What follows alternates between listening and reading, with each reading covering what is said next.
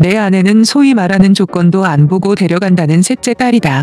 예쁘고 똑똑한 아내는 5남매인데 딸 넷의 막내는 아들이다.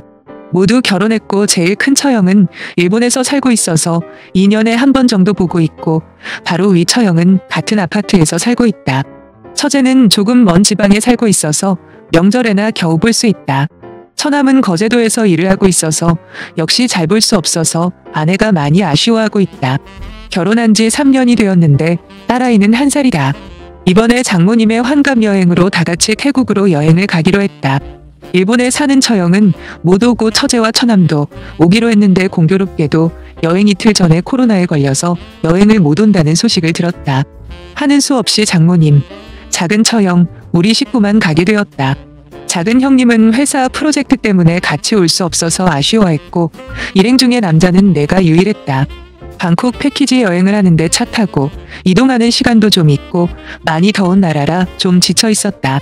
이틀째 되는 날 가이드가 저녁에 라이브 쇼를 보여준다고 해서 아내는 조카와 아이를 데리고 숙소에 있었고 나는 장모님, 처형과 함께 쇼를 봤다. 1시간 동안 참 민망한 쇼를 보고 나오니 얼굴을 들 수가 없었다. 물론 장모님과 처형도 같은 분위기였다. 가이드는 태국 여행 오면 다 보는 쇼니까 너무 힘들어하지 말라고 했다. 나는 숙소로 돌아가서 씻고 내일 입을 옷을 골라놨다. 내일은 황금사원에 간다고 했다. 사원에 갈 땐 예의상 긴 바지를 입어야 한다고 해서 미리 긴 면바지를 골라놨고 피곤한 몸을 침대에 맡기고 잤다. 다행히도 우리 아이는 포장에 간 이유식과 분유를 잘 먹었고 심하게 울지도 않아 즐거운 마음으로 여행 일정을 소화할 수 있었다.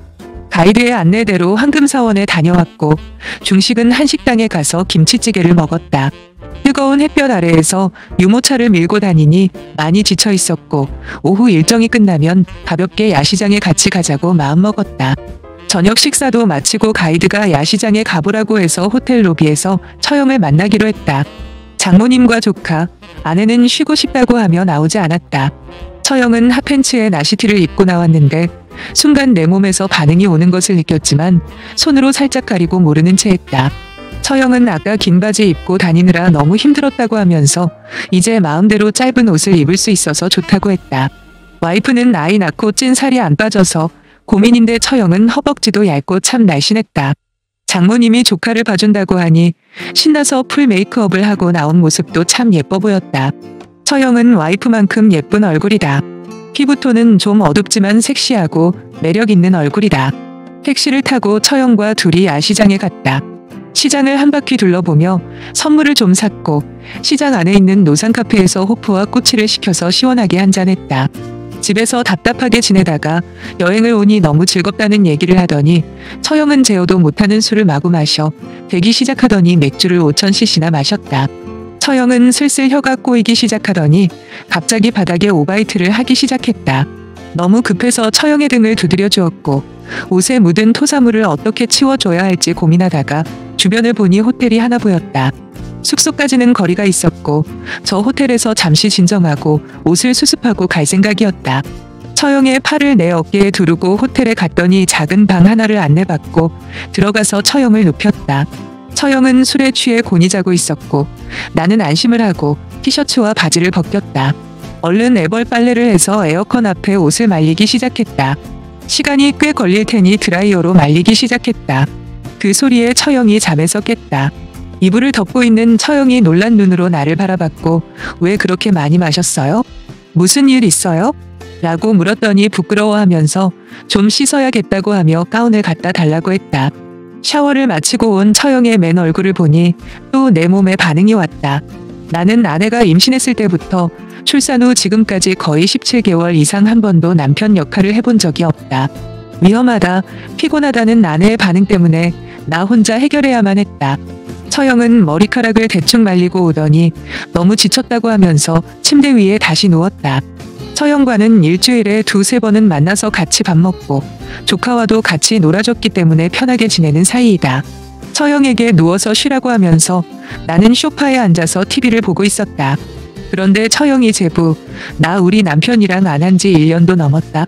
라고 말하는 게 아닌가? 처형 진짜예요? 정말 많이 외로웠겠네요. 이렇게 날씬하고 예쁜 부인을 두고 형님은 뭐 하고 다니신대? 라고 말하며 웃었더니 그러게 모르지 맨날 바쁘다고 하는데 다른 꿍꿍이가 있는지도 하며 나를 뚫어지게 쳐다보는 것이었다. 제부, 에어컨 너무 세다. 추우면 이불 같이 덮자. 고하면서 나를 원하는 듯한 뉘앙스를 풍겼다. 나는 예쁜 여성의 그런 노골적인 제안을 거절을 하면 예의가 아니라고 생각해서 얼른 이불 속으로 들어갔다. 제부, 사실 나 아까 토하고 정신 말짱해요. 우리 오늘 비밀 한 가지 만들어 볼까? 라고 하는 게 아닌가? 나도 우리 애 임신하고 지금까지 아내 털끝 하나 건드려 본 적 없다고 고백했다. 처형은 보영이 그 계집애 못돼 먹었네. 그렇게 남편 밀어내면 큰일 나는데. 나 애기 낳고 병원 갔더니 일주일에 3번은 해도 된다고 하던데 바보 같은 지지배. 라고 말끝을 흐렸다. 나는 처형에게 우리 서로 외로운 남녀니 이 뜨거운 태국에서 뜨겁게 사랑해보자고 했다. 무늬만 부부로 살면서 매우 절제된 생활을 했던 우리는 누구 먼저랄 것도 없이 적극적으로 일을 치렀다. 그것도 2번이나 말이다. 그 와중에 와이프가 보이스톡을 걸었는데 무음으로 해놔서 받지 못했고 처형에게도 연락을 해서 처형이 술 한잔하고 있다고 애기랑 먼저 자고 있으라고 답장을 했다. 누가 우리 사이를 의심할 수 있을까? 처형과 제부 사이를 말이다. 우리는 서로 아쉬운 마음에 다음에 기회 봐서 또 만나자고 했고 물론 흔쾌히 승낙했다. 우리는 여행을 잘 마무리하고 집에 돌아왔고 평소처럼 자주 만나서 저녁 먹고 애들과 같이 노는 생활을 이어갔다. 처형은 낮에 종종 카톡을 보냈고 나는 지방 출장이 있다는 핑계를 대고 처형과 오전에 바닷가에 놀러갔다.